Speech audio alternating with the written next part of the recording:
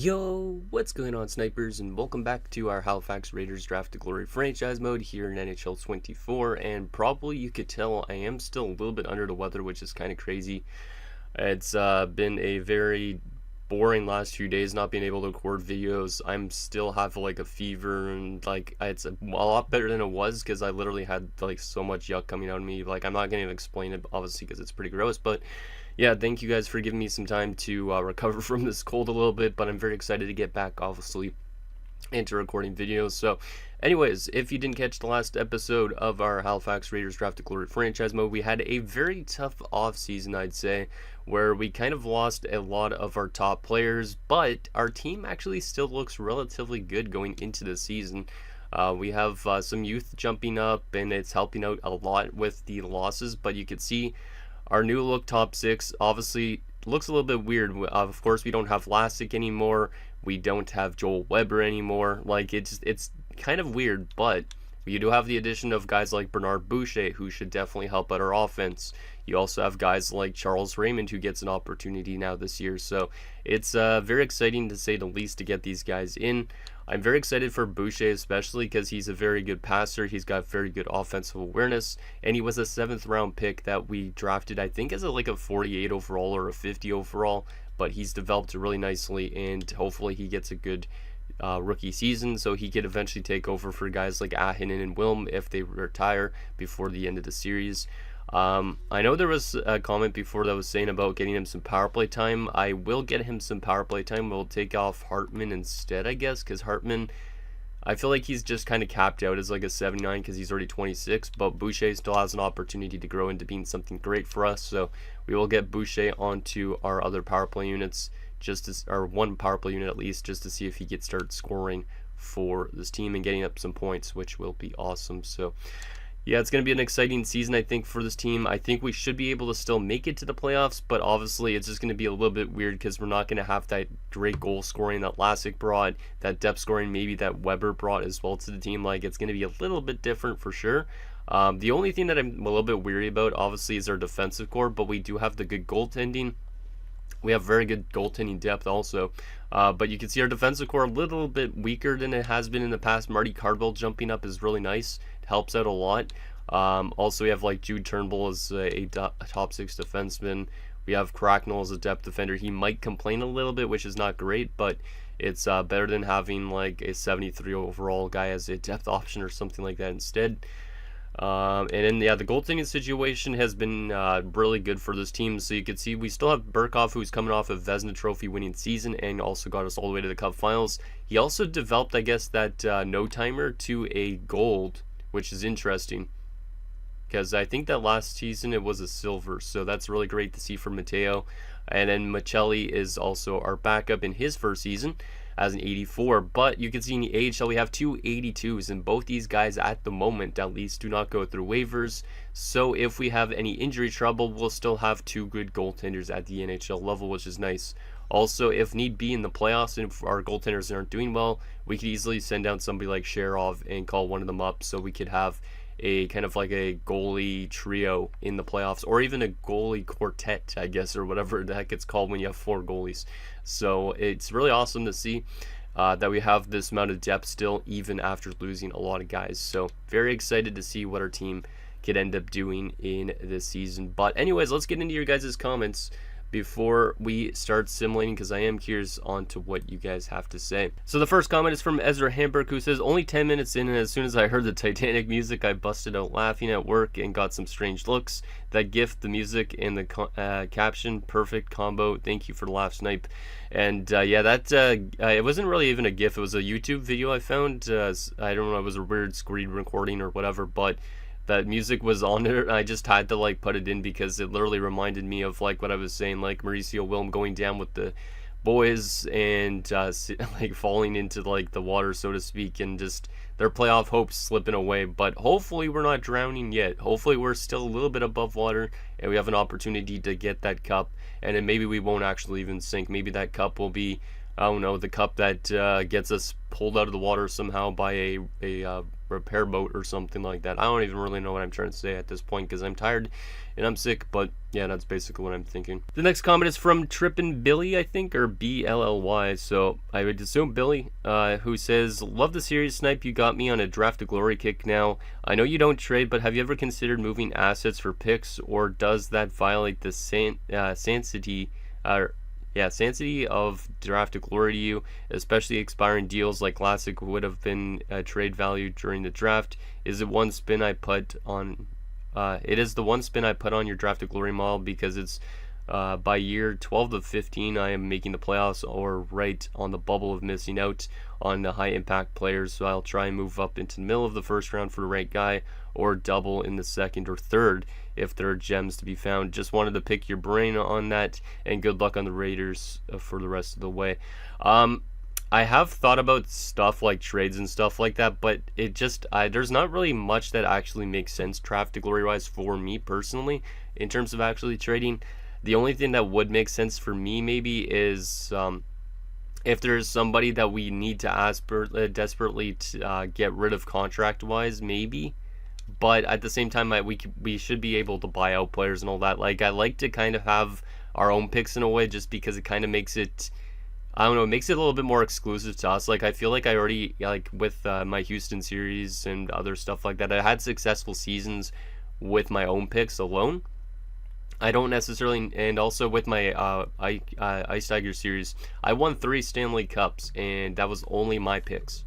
So it's kind of shows me that you can win a lot of cups with your own draft picks, and if I was to trade for more of them, I feel like it would be too much of an easier time to actually win. Obviously, it sucks to like have these type of series where you don't end up winning cups and stuff like that, and you have these great players like Mauricio Wilm, but it's also kind of the luck of the draw. You're either going to win some Stanley Cups or win a cup in a draft to glory, or you're not even going to come close to it, or maybe you're going to get some chances at it, but you're just not going to get it. So, yeah, I don't really think I will ever put a trading rule into my draft to glories, but maybe someday down the road we have like a thing where we just do all trades and stuff like that instead. I don't really know what we could do, because I don't really want to cheese computers and all that stuff. Like, also trading away players is kind of one of the things I don't like doing in this game, really. I like having the players I draft for their entire careers a lot of the time. So yeah, I don't think I probably would, to be honest, but I appreciate the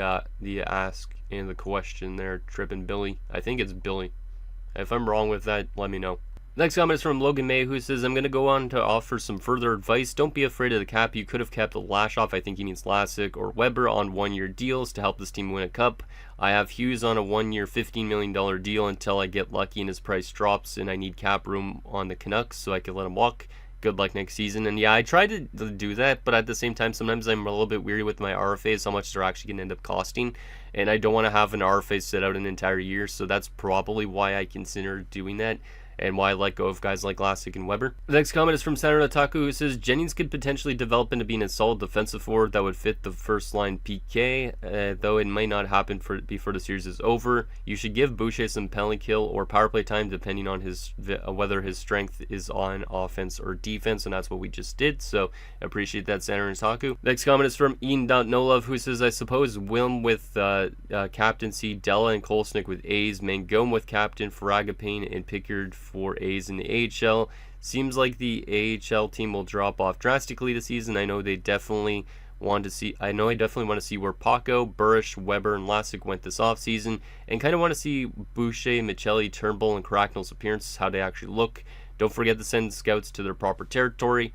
Hopefully you will do some off-camera magic with chemistry in both teams, and I appreciate that, Ian. And yeah, I think if I remember right, well, obviously Wilms should be captain, because we've never changed the captain really on this team.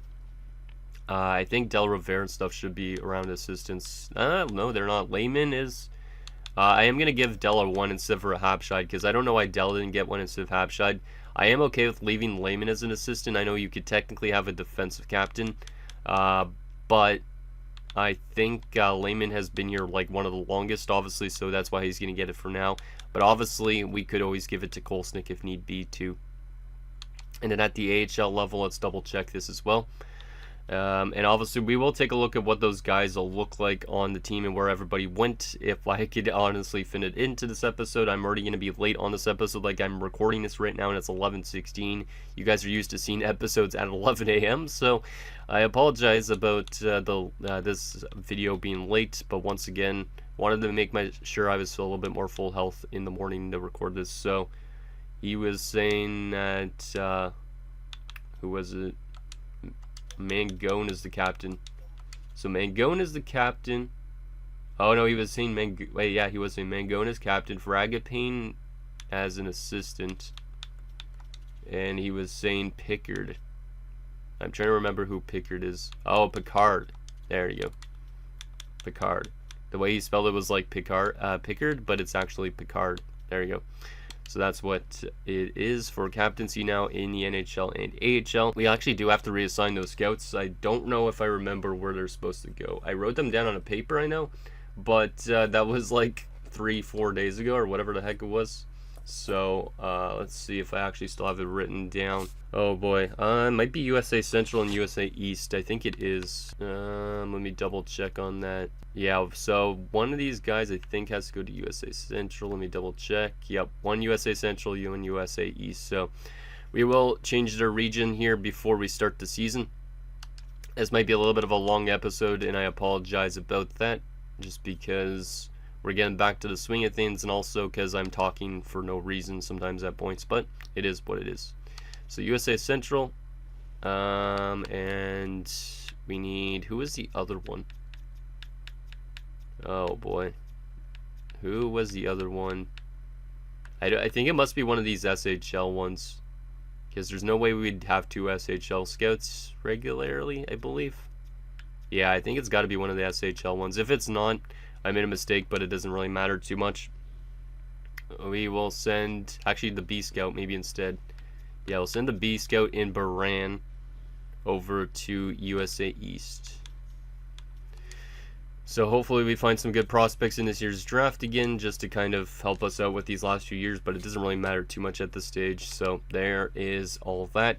And then the last and final comment is from Souls, who says, I hope you do another Draft to Glory after the series. It's been very fun, and I definitely probably will in NHL 25. I don't know about the rest of NHL 24, because obviously I'd like to do a throwback series if possible. So anyways, now let's get into what our new guys look like on the team, and then we'll also see where our former players went, because obviously I'm very curious on where they went. So let's take a look at these new guys on the team. So starting off with Bernard Boucher, the Frenchman. He's only got 1 year left on his ELC. Hopefully he's not one of these guys that's going to demand a ton of money if he plays well. He looks pretty cool. Okay, he's got a nice beard. Oh yeah, he definitely he gives a little bit of a French look to him in his playoff beard. I didn't want to go into the actual beard stuff. I wanted to go to beard length. Why is it not showing it at the max length? Hello? That's weird. It's not even showing a preview of it. It just like completely disappeared. What the heck? That's a little bit weird. That might be a bug. I'm gonna just exit out of that before anything gets a little bit funky. Okay, so there's Bernard Boucher. We also have Dodge, but Dodge is just a depth option. At the moment, he has not played a game, but we will still look at him, I guess. I don't know if I looked at him last season. There's a chance I did, but I honestly don't remember. Maybe not. Short little guy. Oh boy, he looks pretty old for 25. Like, I swear, if I had that genetics at 25, yikes. Like, gray hair and losing your hair at the same time, and you're only 25. Like, this guy's, yeah, the reverse Benjamin Button effect, I think.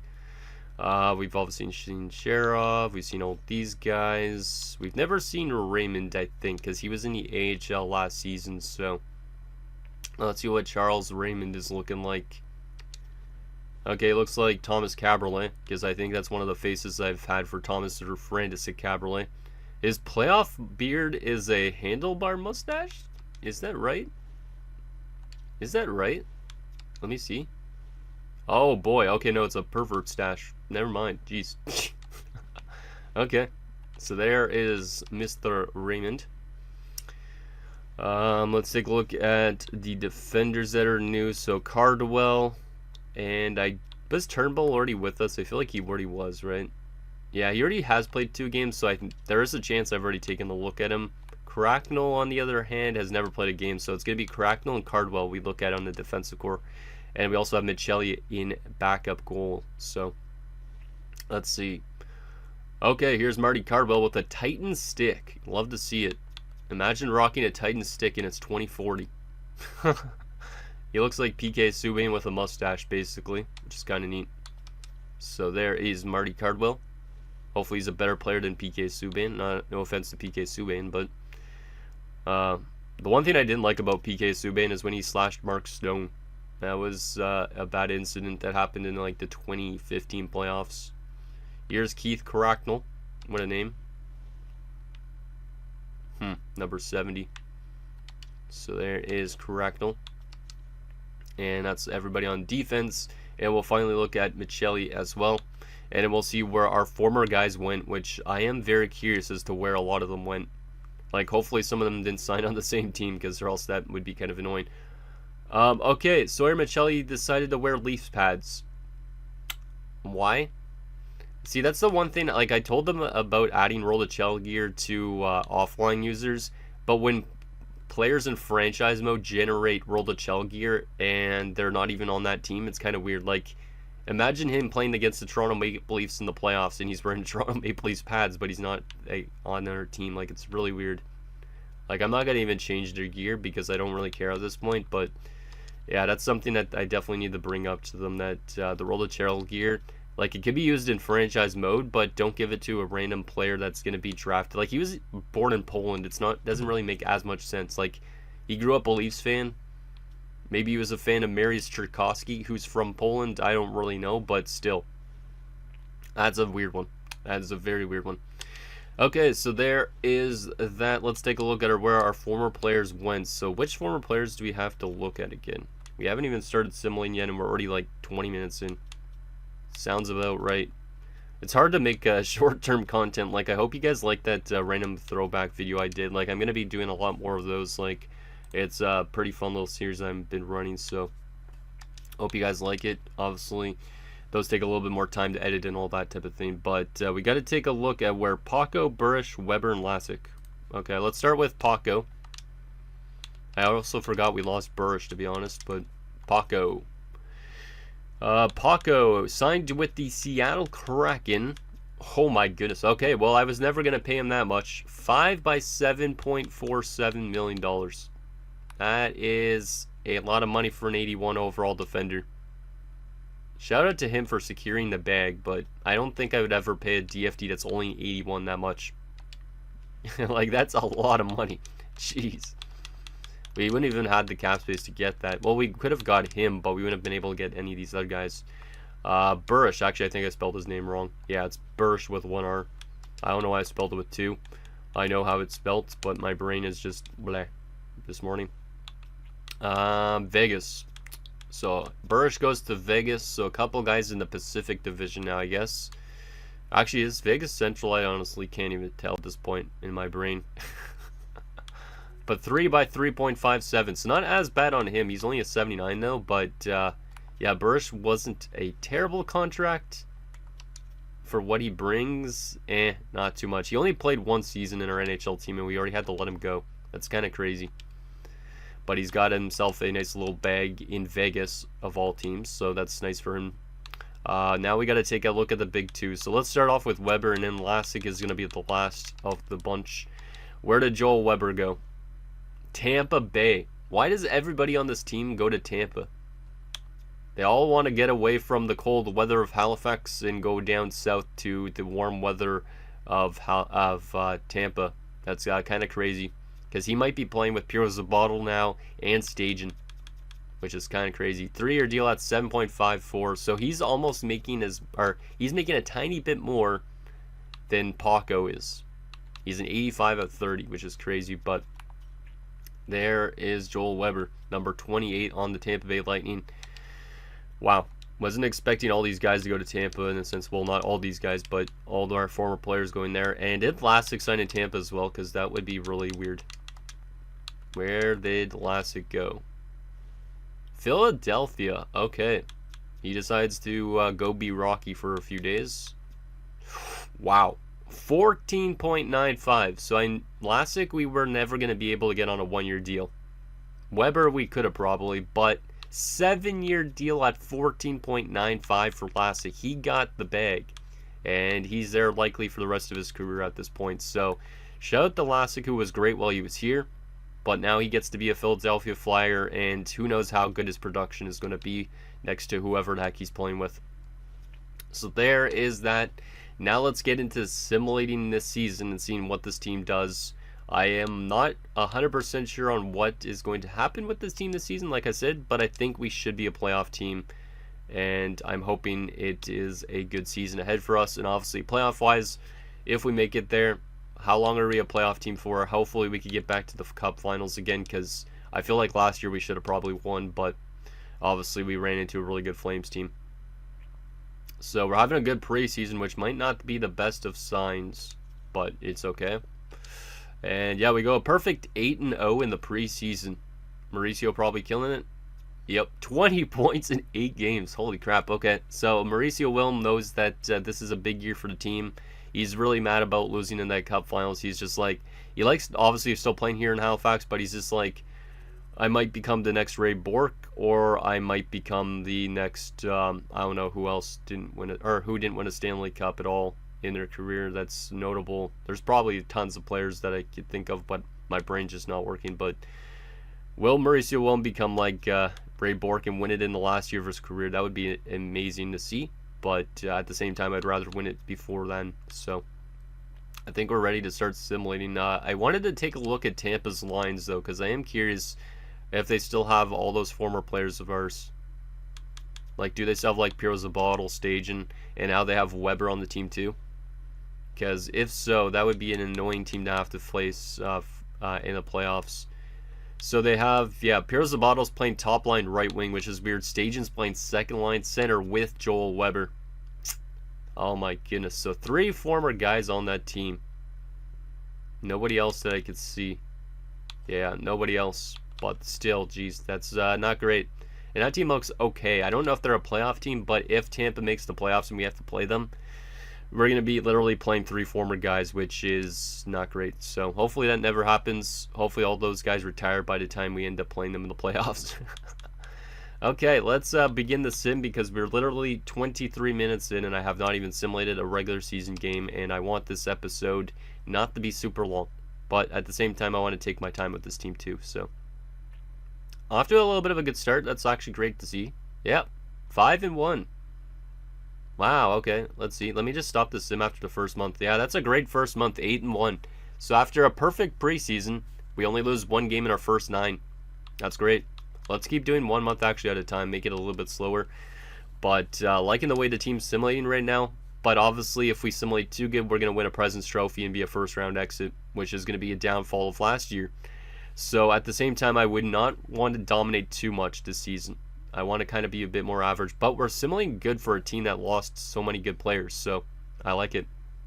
Hartman's been injured. Let's just go replace player, because I should put Sherov in or something like that. We did lose a couple games this month, but we are still playing relatively good with the injured guys being out. So Boucher dropped back down to a 79, which kind of sucks, but I guess he's not as good as he was, but that's okay, because he should develop well this season, getting some power play time, that type of thing. Hartman will come back in. That looks good to me. I could put Richter back into the third line, but for now I'm going to just keep it the way it's going, because the team's simulating good enough. Hämäläinen post-concussion syndrome. Oh my god, are you serious? No. No. We get slapped with a big injury. It's at least not for the entire season, but we got to be very careful with this injury.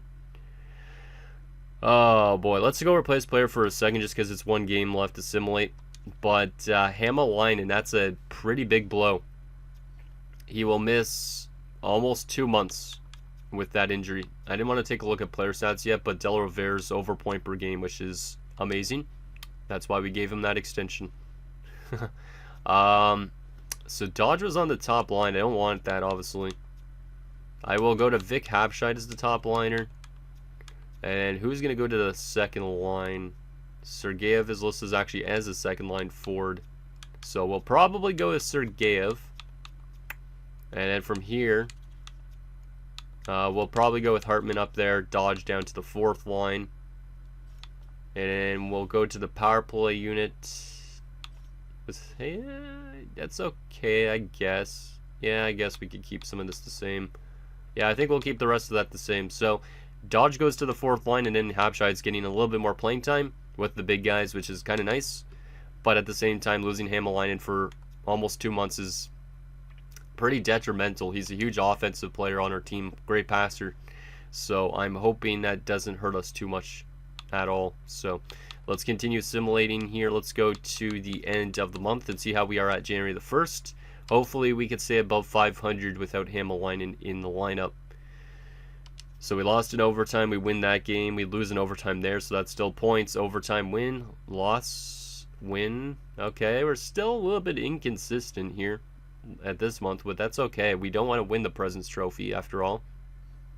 Raymond has now been injured with post-concussion syndrome out till March 28th. So apparently concussions are I guess are like you could get them from other players or something like that. Like like it's kind of like what's the word I'm looking for? Everybody could get them. Okay, so we kind of fell off a little bit at the end of the month because of those injuries. And that's not great. We have 2 guys on post-concussion syndrome at the moment, which is very not good. But obviously, one of them will be back soon. The other one will be out till the end of March, which is not great. But that means Sherov and Dodge are going to both be in the lineup. What I'm going to do, though, is since Sherov's more offensive, I'm going to move him up, move Sherov, or Haken down. And the rest of it will probably stay the same. How's Boucher been? He's been actually really good.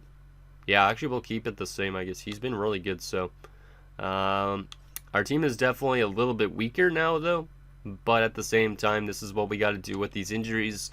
Once we get Hamalainen back, that should help us out quite a bit, but man, does it suck to have 2 guys out this with these type of injuries. Like, hopefully they don't get re-injured. They shouldn't, because we're going to be nice and let them come back in when they're back to full health. Because if I let them put them back in when they're first healthy, they would probably get re-injured. And then they'd be out for like the entire season. Okay, let's actually just go to the 28th, because that's when I think it said Hamalainen was supposed to be back. So hopefully we can win some games here. There's 2 wins in a row. 3 wins in a row. I'm surprised that this team's able to actually win still some games, even without Hamalainen in the lineup in a sense. 10-1 win over Carolina. I don't know how good Carolina is, but geez, we just completely slapped him. And Hamalainen is ready to return. He's happy. He says that concussion was one of the worst things of his life. We'll take out Dodge, and we'll put Hamalainen in. And then Dodge will obviously take the place for Sherov. So we will go back to Sherov here for a second there. We'll go here. We'll go here. I think it was here. And this. And then obviously we'll go back to this. And we'll take Sherov out. And we will throw in Dodge, because Dodge is back to being a 78, which is nice. And that's all good. Perfect. Yep. The team looks a lot better, obviously, with Hamalainen in the lineup. Let me stop the sim because I can't see shit. There we go. Couple more games left of January, and we are looking definitely like a good team this season. 31-15-3. At this rate, we should be a playoff team. We are currently the best team in the Atlantic Division by a point. Wow. That's a tight-ass race. I didn't even realize how tight the race is in the Atlantic. Luckily for us, we played one of the least amount of games, but you can see the wild card is on 62 points. We're on 65. We could literally drop so much if we end up losing just like 3 games in a row. Wow, okay. So the playoffs are definitely not guaranteed still, but it could definitely... Oh my goodness. Another concussion, but it's a mild concussion. At least it's only for a few days. Let's go replace player. But that is kind of annoying that we're getting so many concussions this year. Like, what's wrong with our team concussion-wise? Bullis is fired from Edmonton. I guess it is a little bit longer, actually, this concussion. It's just like a month instead, not like 3 months. But everybody, like, there's literally been 3 concussions on our roster. Like, what is going on with the team. Like, everybody's head is not in the right areas, apparently. Everybody's getting boarded. Hartman's losing morale because of ice time. I don't like that. I don't know if there's a way I could really get him much more ice time, though. Yeah, there's not really. Unless I was to put him as the third line center, but Boucher's been doing a great job, so I don't think there's really much I could do for you, Mr. Hartman. You might be on your way out at the end of the season anyways if your contract is up, which I don't remember if it is or not. Wow, Wilms on 77 points. Not as much offense, it looks like, in terms of our team leader, but we're probably having good depth scoring at the moment. And we should be getting our guy back soon, which is good, in Hartnell. Hopefully Hartnell's not playing too well, because or else he's going to cost us an arm and a leg in terms of contracts. Let's just go with this and continue simulating. Let's see. So 38, 20, and 4. That's pretty good. It's pretty good. There's a big trade. Apparently, I don't know any of those guys, but there's a trade. Okay, let's continue. Because I just want to get this season sim done at this point, with us being a playoff team. Just because I've literally been talking for 30-something minutes, and this is the most I've probably talked since I got sick, and it is not very fun. It is fun, but at the same time, my voice just does not want to talk that much because it's so much yuck. But I also still have to record the Jets episode for tomorrow too, so that's going to be fun. My voice is probably going to die on me in that episode. Damn, we've lost 4 straight games. That's not ideal, boys. Not ideal. We have dropped a couple spots, so I don't like that a lot, but we should be able to get going again soon. Let me see. Did Hartnell return? And did I forget to put him in the lineup? No, I did already put him in the lineup. We're going to just continue simulating. I think we should win some games here soon. If we start to lose even more, I might make a line adjustment, but we are still a playoff team. Last wild card's on 81. We're at 83. Last team not in a playoff spot. There's 67 in the Metro, so we don't need to worry about the Metro that much. We only need to worry about teams like the Maple Leafs and the Canadiens, who are on 77 and 78 points. Okay. And also maybe even the Red Wings to an extent. But Tampa is in a playoff spot at the moment, which is kind of scary that we might have to face off against former players at some point. Oh my goodness, Hartnell, stay healthy, man. That's why I didn't give you a long-term contract. I guess you're injury prone. He's injured again, and we lose 2 more games. Multiple players are eligible to be back, which I don't even remember if we had multiple players injured. Cracknell out for Hartnell. And who was the other guy? Oh, Raymond is back. Charles Raymond has re-entered the team. Let's go. I almost forgot Raymond was injured, but it was a long time ago now at this point. So hopefully having Raymond back will help this team a little bit. Let me stop the sim because once again that bug is friggin' annoying. Okay, let's see how we do against Calgary coming up. Hartnell is fully healthy now, which is good. He's already in, and we win that game. We have almost an identical record with Tampa, so who knows? Maybe there's a chance that we're going to play a former player in the playoffs at some point here if we make it.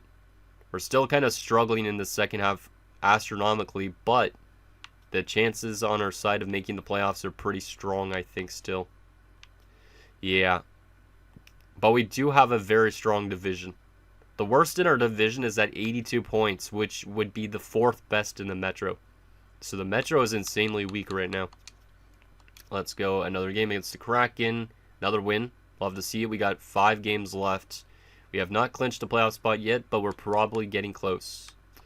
Games against the Islanders and Sabres. A loss and a win.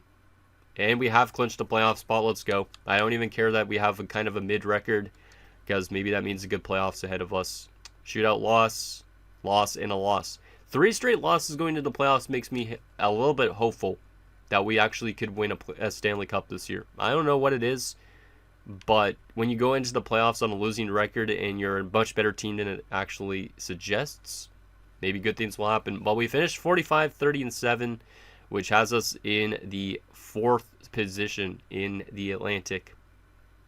Below descends the Lightning and Panthers. Man, of course Tampa had to make the playoffs after they signed Weber. Okay, so leading us in points, Mauricio Wilm, 96 points, 55 goals again, no 100 points this year. I didn't even actually check to see if his potential dropped from exact franchise or not, but I feel like it could have because his production dropped off a lot. Okay, entire league-wise, where did we finish in the entire league? 9th best. That's not bad. For where we finished in our division, 9th best is pretty good. Goals for per game. Offense was not as good this year. You could definitely say because Lassick leaving the team, also Weber leaving the team, that probably did it. But still, 3.52 goals a game is not bad. Our defense, on the other hand, was one of the best again. We didn't probably win a Vezina trophy unless Burkhoff's stats are really good, but a 2.85 is pretty good. Behind Florida and Nashville. Love to see it. Our power play percentage was the top in the league at 25.6%. So that's pretty solid. Obviously the best in the league. And our penalty kill was actually not that bad either. So special teams did well. Our penalty kill was a little bit lower, but our power play did really well. In terms of short-handed goals scored, we were the second best team in scoring short-handed goals, though. 12 short-handed goals, 28, 10, and 3 on home ice, and 17, 20, and 4 on the road. So looks like we were struggling on the road a little bit. 4, 4, and 2 in our last 10 games. Hopefully we could turn it on in the playoffs. Let's take a look at these player stats. See who did what. And obviously see the league leaders and all that too. So, Mauricio, 96 points, 55 goals. Did he drop in potential? He did.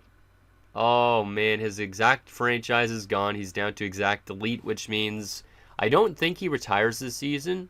There's obviously still a chance, but I think he could still play a few more years at this rate. But he is dropping off from 130 points down to a 96-point season. You could say that's also the Lassick effect too, but he's almost at 1,800 career points at this point. Craziness. So shout out to Mauricio. Hopefully he doesn't retire this season. Hitting on 73 points is really solid. He's an 86 overall. He might be on decline soon too, which is not great. Ooh, wow. Bernard Boucher in his first season looking promising. 49 points. Only 7 of them were power play points too. So very good for a third line guy. Like that a lot from Bernard. Hopefully he develops into being a very crucial piece once guys like Wilmer retired. Israel Hartman had 38 points plus 25. That's also very solid. Richter 33 points plus 12. Like the plus minuses on our team are decent. 15 points from Dodge, who played 50 games because of the injuries. Sherov 8 points in 13 games as a depth option is fantastic. He's going to retire this year, I think, at this rate. He's an exact AHL top 6, which is crazy. The Sheriff might be hanging him up soon. 552 points. He was one of the most unique players in the series, so if he retires, that would be really sad. But 68 points only from Lehman is a little bit disappointing, but 40 goals is not. 52 points from Hapshide. He was -9, but he was injured a little bit. Actually, no, it was Hamalainen that was injured a bit. So he was there the entire year, and he was minus. But he's like the only minus guy so far. Hamalainen had 49 points in 58 games. Obviously, if he was healthy all year, he probably would have had like 60, 70 points. Haken on 43 points is pretty solid, plus 17. Love that. Del Rivera on 83 points, pretty solid. Obviously not as good as last year, but still a relatively solid year, and he's not really getting paid insanely amount. Sergeyev on 56 points. What the heck is happening? He's a pending free agent, right? Yep.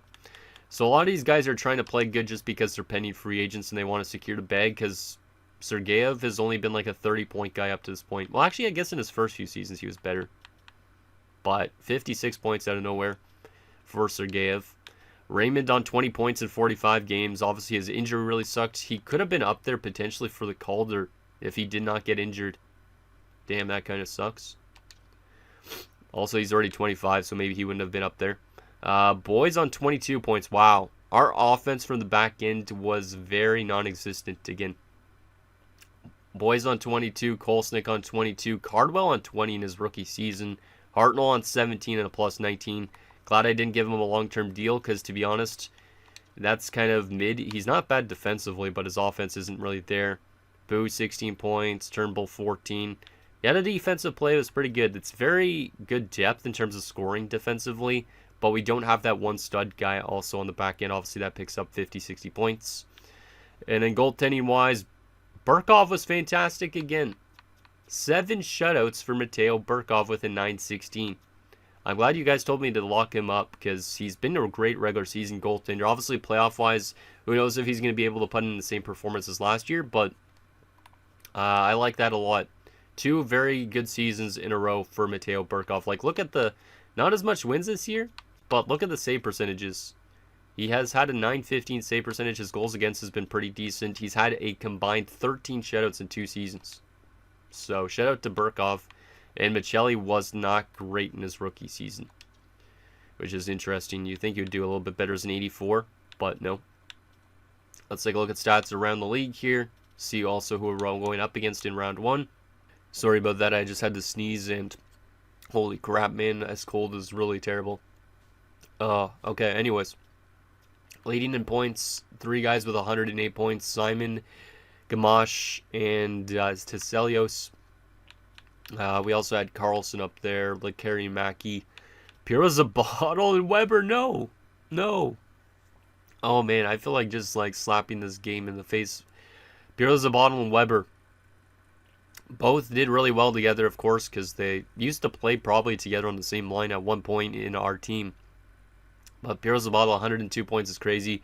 And Weber, of course, after leaving us, goes from having a 55-point season to a 100-point season because he gets a lot more ice time likely with them, right? Yeah, he got 4 more minutes, so Joel Weber can still put up a lot of points, but he needs to have that ice time. That's craziness. Was not expecting that in the slightest. Okay, best goal scorer was Teselios with 63, but you can see Wilm at 3rd in goals, which is awesome, above guys like Tuukka Kuda and Clinton Ballard, of all people, which I don't think I've ever seen that guy, but interesting. Let's take a look at Selke candidates, see if there's anybody interesting up there for us or not. Not really. Tanner Howe's probably up there. Yeah, it's probably Tanner Howe, my guess. Or Bo Campoli. There's probably another guy down here somewhere too, but most fights for fun. Engqvist in Boston. And Tom's up there in Pittsburgh still. Tom's is still fighting a lot of people at 33. That's craziness too. Best defenseman. Chris Whitmore in Florida. Yeah, Florida's a good team. So, makes sense. Zellweger up there. Pelika. Clark. Okay.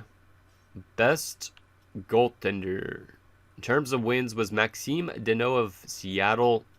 Why is Sonnenberg up there again? Great record, but look at his numbers. No shutouts. So, he was terrible, but his team was good in front of him? I don't even really know. Most shutouts. Burkov was 7. Best save percentage by a starter was Hawley with a .919. But he had 2 less shutouts than Burkov did. Goals against average by a starter. Burkov.